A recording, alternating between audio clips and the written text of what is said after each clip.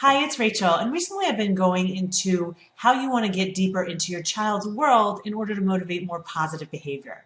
Well, today I'm going to get a little deeper into your world to teach you how to do something that you're probably going to feel a little bit better about as a parent. And I'm going to talk to you about being consistent. You probably understand all the reasons that being consistent is really important. You know that when you're consistent, your child is much more likely to listen to you when you ask them to do something. And you may also know that when you're consistent, your children actually feel safer and more comfortable because it simply makes their world more predictable. But the truth is, there are a lot of reasons that we have trouble being consistent as parents.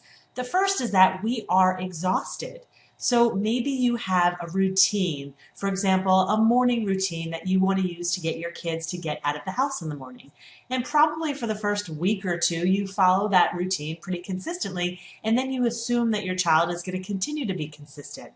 But maybe they're not so consistent, and by that point, you have had other things fall on your plate. You have other priorities. So that routine that you were trying to be consistent with, it just sort of falls to the side. And you have trouble following through with that after a week or two when it worked really well. The truth is, we are exhausted, and it's really hard to be consistent. But there's another reason I think we struggle to be consistent and follow through with what we say we're going to do. And that's because often the things that we say we're going to do, we threaten them when we are frustrated and we're angry. So let's say, for example, you're in a public place with your child and their behavior is just awful. Maybe if they're a younger child, they're tantruming, or if they're an older child, they're being disrespectful to you in front of other people. Whatever it is, you're probably getting very frustrated or angry with your child, and you want their behavior to stop right away. So you're going to think of the worst thing that you can do to them in order to get them to stop. So maybe for a younger child, you're going to say, you can't go to your friend's house later like you were supposed to. Or for an older child, you're going to say, I'm going to take away your electronics for a week. The whole point is you're so flooded with emotion that you're going to come up with a consequence that you either can't or don't want to enforce later. Because the truth is, living with a child who doesn't have electronics for a week is going to punish you as much as it's going to punish them.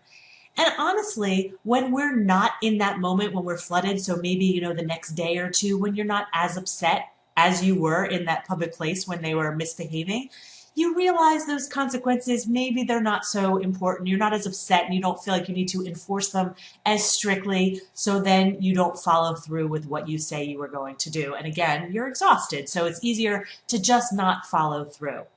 So I'm going to give you 2 tips that will help you if you are an exhausted parent and just don't have a lot of extra energy. These tips will actually make it easier for you to follow through with what you say you're going to do and be more consistent.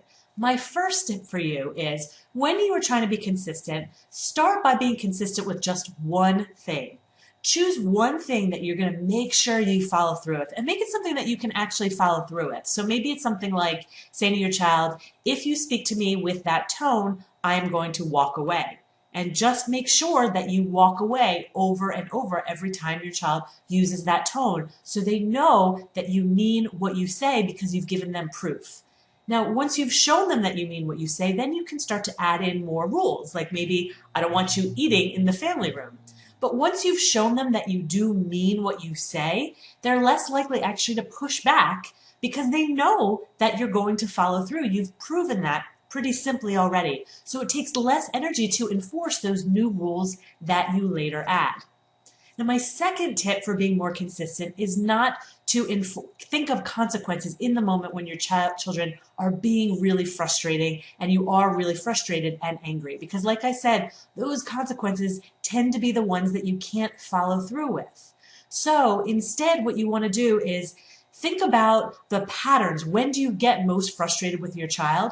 And try to think of consequences ahead of time, not when you're flooded with emotion. Think when you have a little bit more of a rational mind, what would be an appropriate consequence here? Or what would be an appropriate action for me to take in this situation? Because you don't want to make those decisions when you are flooded with an emotion in the moment. So hopefully that gives you some ideas for how to be more consistent with less energy, because you're not thinking of what do I do in the moment, which is exhausting. You're coming up with those plans when you have a little bit more energy.